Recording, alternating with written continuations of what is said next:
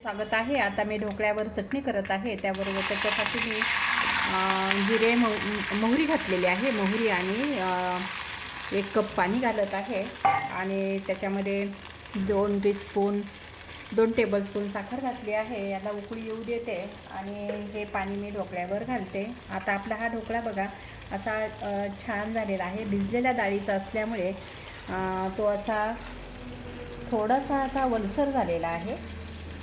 हे पा हा असा छान झालेला आहे।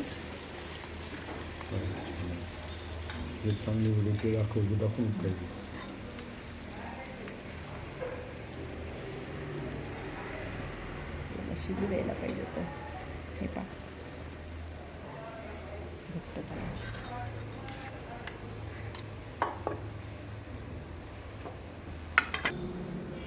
आपला हा ढोकळा तयार झाला आहे।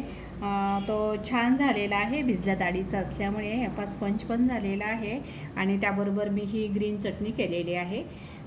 तुम्ही माझा ढोकळा कसा वाटला तुम्ही करून बघा आणि माझ्या आईच्या किचन चॅनलला शेअर करा, लाईक करा आणि सबस्क्राईब करा आणि बेल आयकॉनचे बटन दाबायला विसरू नका।